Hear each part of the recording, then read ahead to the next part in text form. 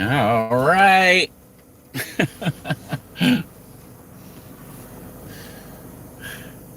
Watch all these cars here.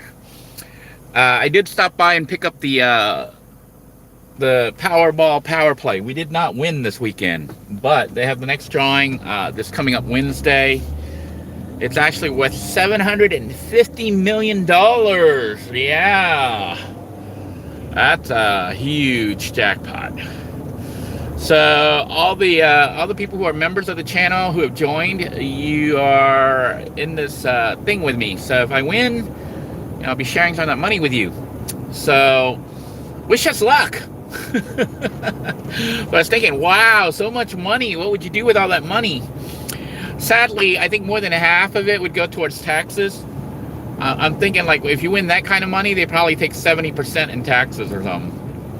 It's a crazy amount. They would take $750 million. I think you'll probably walk away with like $3 million or something after they take taxes. But that's still quite a bit of money to split, you know.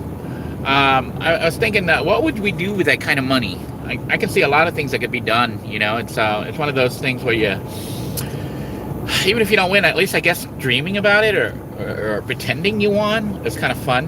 What would you do with that kind of money? What I was thinking is, like, if I won, I'd probably give the members at least $1 or $2 million each with that kind of money, you know, and then set myself up for retirement and also a fund to basically help people. You know, the pay it forward basically just becomes paid for by the lottery. But what I would want to set up is some kind of system where whatever we set up kind of runs itself.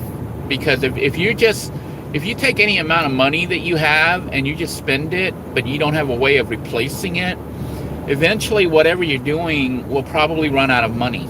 Because unlike, like somebody sets up a business or something and they donate a trust fund, that trust fund earns money from whatever job or whatever business they're running, and that's what pays for everything. But if you have money from like a lottery or something and you just spend it, and you don't have any way of making new money from it, it runs out, and it would run out pretty fast. I know a lot of people don't realize that. You know, most big lottery winners, like if you look up the history of lottery winners, they go broke within 5 or 6 years because they spent the money, but they didn't think of investing it or saving it, or they didn't understand the taxes and things that can occur. So what I would try to set up is a way to spend the money to help people, but the organizations that would be set up have to make money. And when I say they have to make money, I don't mean they have to make money for like a big earning. What they have to do is make enough money to keep the foundation or the business that we set up going. Like, I think I read on here, I'm kind of driving right now, but I think Kira said she'd build tiny homes for the homeless.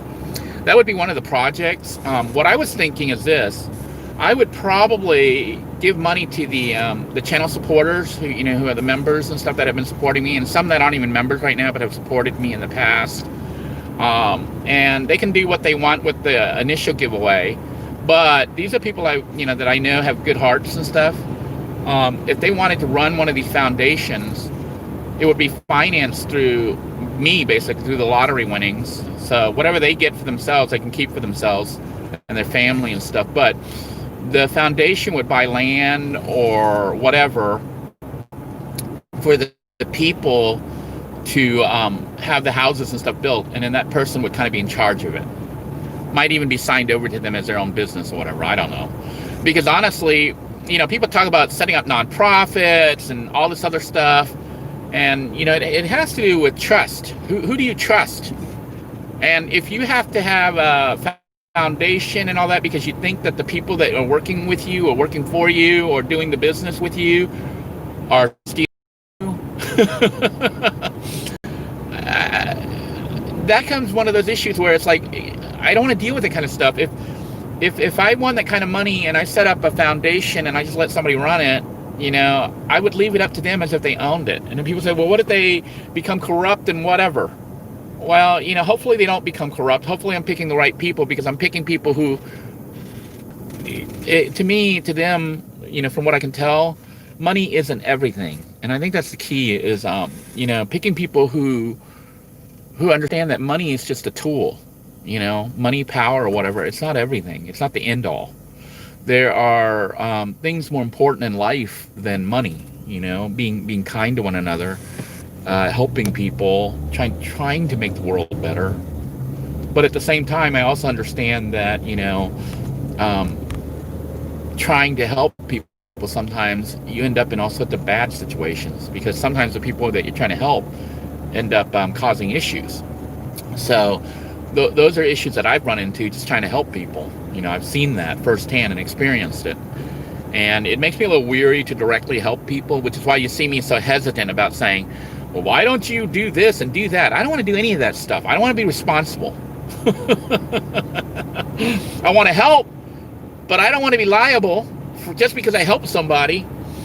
So, I would set up some of the money and just put it in a reserve to help people out, maybe do money giveaways. And, you don't even have, it's not like a drawing or anything. It's just, it'll be a drawing, but it's not like you have to enter money it's not like a contest. It's just giveaway. You're just giving it away. And why are you giving it away? Because hopefully it'll make somebody's day better. Like if I had that kind of money, I would probably do $1,000 each week giveaway. Because, having millions of dollars to give away, that would last forever. And the thing is, if you do those giveaways and the people come to watch your channel and stuff, you get views, and if you get advertising revenue, well, that may make up more than $1,000 that you're giving away. Then you could maybe do it every day or whatever, or increase the amount or whatever. But, money kind of makes more money. Money grows money. So those are the things I would try to invest in as projects that I think could make money. Like, for example, Kira was saying, like, set up home for the homeless. The problem I see there is then people just want to become homeless and just don't want to work and just live there for free. And then they sue you if something happens, because certain elements from my own experience is like when you try to help certain people will take advantage of it. So those liabilities and stuff have to be accounted for. But I would want to set up stuff for the homeless, basically maybe even buy a whole apartment complex and stuff like that. Not a crappy one, okay? Because see, your surroundings and stuff can affect your outlook and your ability to even make additional money. So we would probably buy nice apartment complexes or even have it built, custom built, and then let people live there. I would not say for free, although some will be living there for free. It'd be on a sliding rental scale, depending on how much money you make. And how long can you live there? I would say you should be allowed to live there as long as you need to, So with that in mind, you can't make it too luxurious because then people don't want to leave. Well, I don't say people don't want, I say some people won't. They want to take advantage of it. The idea is to try to get people back on their feet so that they're functional. So, if we had like a place for the homeless, I would want to make it so that, one, they're safe. They have, water, electricity, and all the basics, and even food. But also they have help with whatever issue they're dealing with, whether it be unemployment or, if they have addictions and things like that. You'd want to work with the county and the cities and stuff but see, sometimes I think the counties and cities, basically government, has failed with citizens when private sector is having to try to deal with this and cover each other's back, Because what we'd be doing is it as regular people, not as an agency or as a part of government or anything.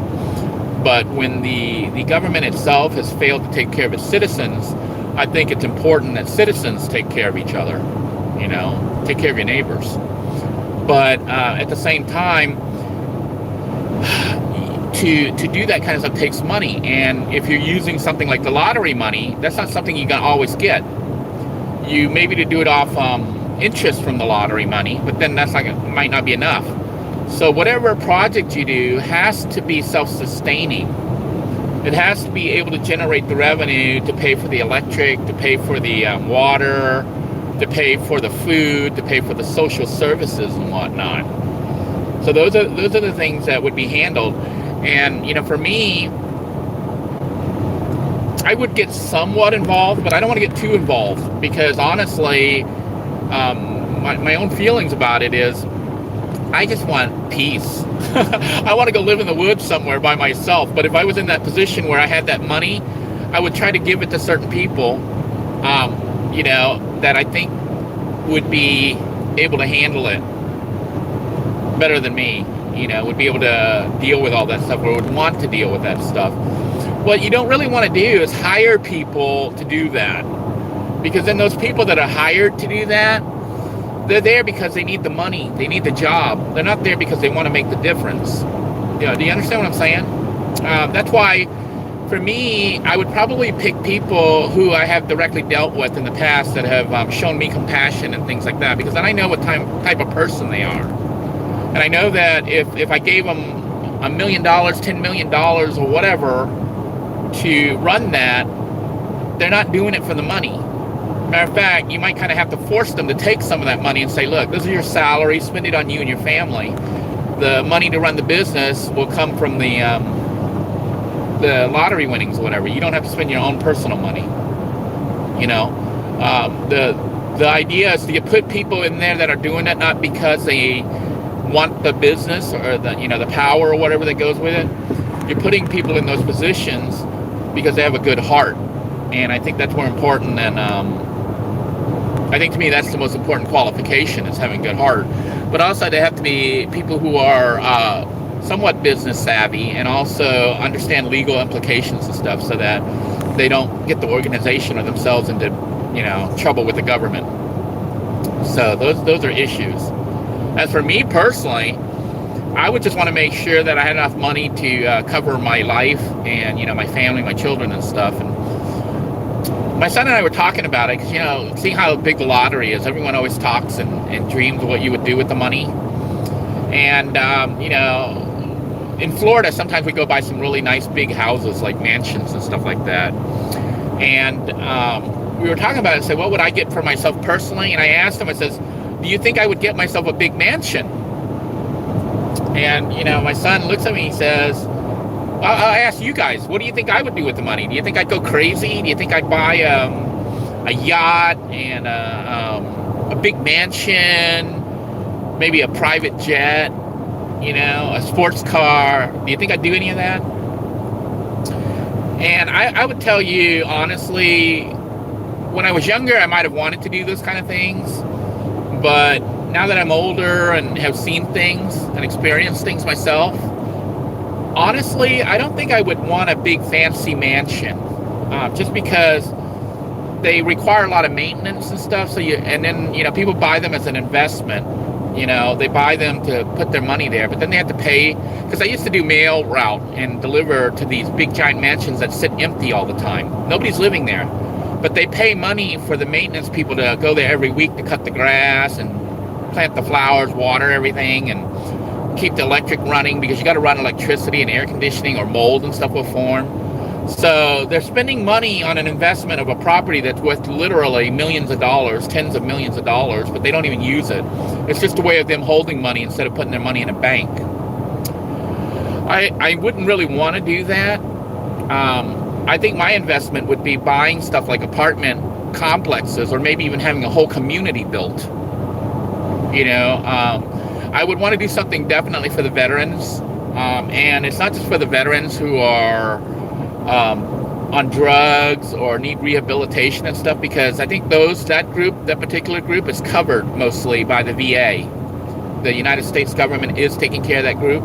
But I take care of the group that are veterans that may not have any of those psychological or physical impairments that cause it so that they're not able to function, but just veterans who need help, any assistance at all. So whether it be living, so they see, one of the problems that I've encountered and seen is that there's so much red tape and paperwork to get any services. So a lot of people end up giving up. Only the persistent ones or the lucky ones get through, but a lot of people who need help, they give up because of all the red tape. So that's one of the reasons for not doing it like a big, huge group, unless somebody decides that would be the safest way. But when you start having boards and committees and rules and regulations, things slow down, and then somebody who needs urgent help may not get it. And the whole point of it is I wanted to help people like people who have helped me, like when Kira or Timothy or whatever helped me. They didn't have to go through any board or anything. They just looked at themselves and said, hey, can I afford to help somebody? And then they just helped when they could. That's how I would want my group, if you want to call it the foundation, the Freedom Foundation, or the Starfish Network, or whatever you want to call it. I want it to function like that, where we see somebody who needs help, we help if we can. We don't have to go through, do they meet the 20,000 point questions that we have to ask them? Do they meet this certain income threshold? Are they mentally incapacitated? We don't need all that. Just look at somebody, talk to them, and see if they need help. And if you can help them, help them. and unfortunately, when if you have a board and you have agencies and some people say, well, you should be a nonprofit. If we have the millions of dollars that would be won from the lottery, we have money. We don't need to be a nonprofit. Although it could be filed as a nonprofit just so, to reduce the tax load. And but then you have all these legal things that you have to follow. Because if you don't follow them, you may lose your nonprofit status, or they may sue you, the government. So a private entity. And in some ways, like I said, if I were to, I might even split it out with the people running it. Just say, look, this is you. This is how much money you get paid every year as your salary, and whatever's earned, you put back into the business, or you can give yourself a salary. I don't want to really have to babysit everybody, because if you have to babysit the people that are doing that, then you might be picking the wrong people for those positions. So that's probably the most difficult thing, is trust. Trying to find the right people that you can trust to do the right thing. But I still have faith and confidence that a lot of people would, and a lot of people I know would, because they did the same to me. So those were the people I would turn to. I would trust Connie with my life. I would trust Kira. I would trust Timothy. I would trust several people. A handful, because the past has shown what kind of person they are. Their actions have defined them. I know them. Are they perfect people? No. Will they have potential issues? Sometimes. But overall, they would be people that I would trust. And if they end up being not trustworthy, oh well, it was a bad decision. Poor judgment on my part. But I don't want to be in a situation where you have to sign a contract and say, hey, this is that. The reason you have contracts is because people don't trust each other, and people lie, and people change stuff. That's why contracts exist, to have it written down so that nobody can come back later and change the rules, change the agreement. Somebody says they already have the winning ticket. Well, if you have the winning ticket and somebody else has the winning ticket, they split it. The state will do all that. To me, the lottery is almost a scam if you think about it. I mean, it's like they'll advertise, like right now, the Powerball is $750 million estimated. But if you win, you don't really get $750 million. The government, the state, and the I guess the national government, for taxes and stuff, claim some of that money for taxes. So winning $750 million, you don't win $750 million. They end up taking like more than half of it, probably 70% of it. So, it's a kind of bogus. They're telling you can win all this money, but you don't win it. But still, even $300 million, that's a chunk of change there. You could change, probably can't change the entire world, but you could probably change a bunch of people's lives. I know for a fact that even $1,000 could make a difference in somebody's life. I know for a fact that being able to provide somebody with smoke detectors, things like that could change their life. Somebody providing me a fan, that was a $12 Walmart fan. It might have actually kept me alive. So these are the things that even just a little action can have a huge impact. And I think that's the key. But anyhow, I want to wish us all luck. I normally don't play on the Wednesdays, even though it's the same lotto jackpot. But because the amount is so high, Timothy says you have a better chance of getting hit by lightning than winning the lotto. Yeah, but Timothy, in Florida, we have a very high chance of getting hit by lightning. So, especially Brevard County. Brevard County, where I am, is like the lightning capital of the world. So, and I know that the chance of winning is slim, okay? It's slim, but it's still a chance. And given a chance or no chance, I'd take the chance. And like I say, it's how I got to America. The chance of me being in America, coming to America, was that slim. It was like, my parents won the Thai National Lottery, second prize, which was something like, I don't know, in American dollars, probably about $20,000. But in Thailand, it would have been like a couple 100 million baht.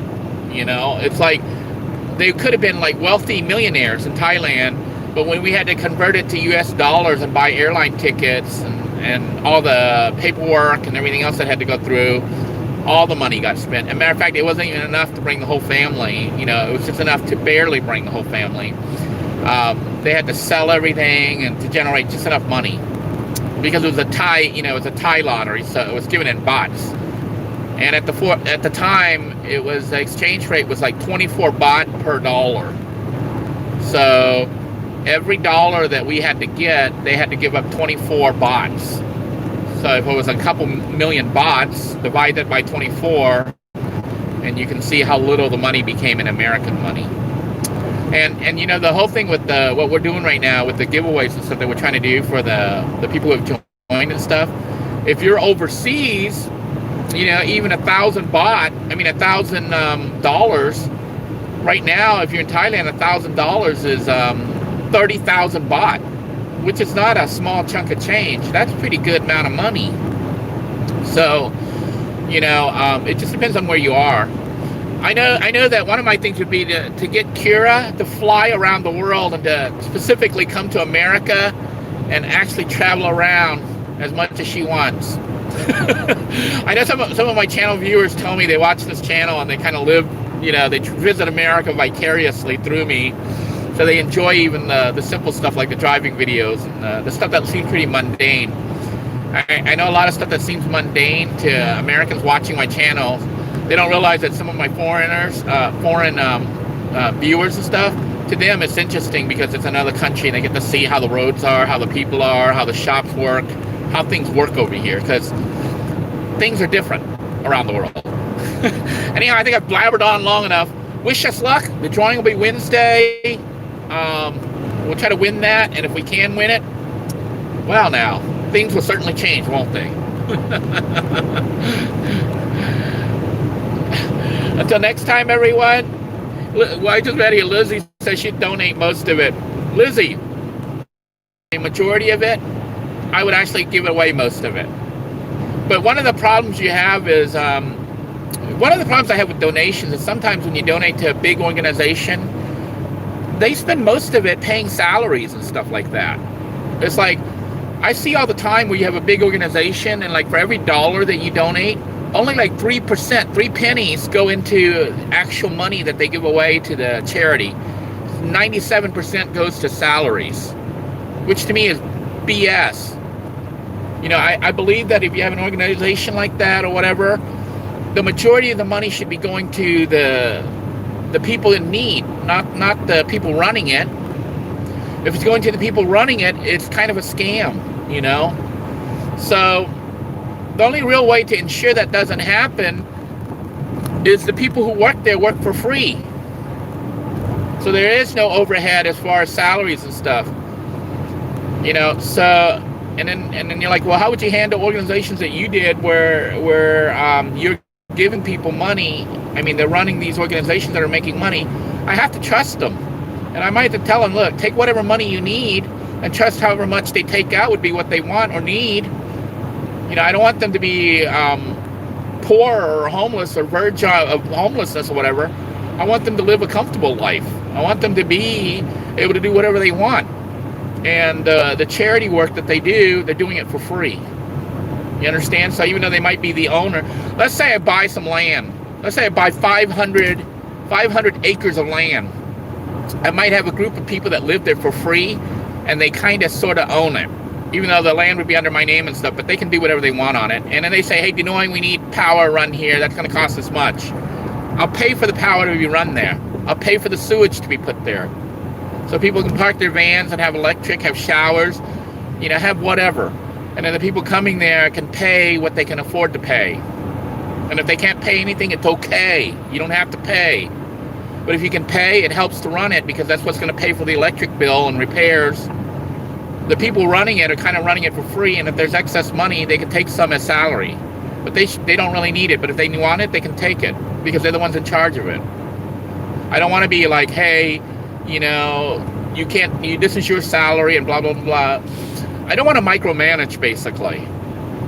And I know that, you know, it leaves room for so-called corruption and stuff, but I'm hoping that the people that would be put into these positions, they're people similar to people I know, like good people, you know, that have good hearts, like Cura Queen. I know I haven't, you guys don't even know the kind of stuff that certain people have done to help me. It's above and beyond, you know, and it tells me somebody's heart, you know, like Timothy. And he doesn't just help me, you know, these people help other people. We just don't, I don't advertise. I advertise it sometimes, I talk about it, but they do so much stuff that's not even spoken about.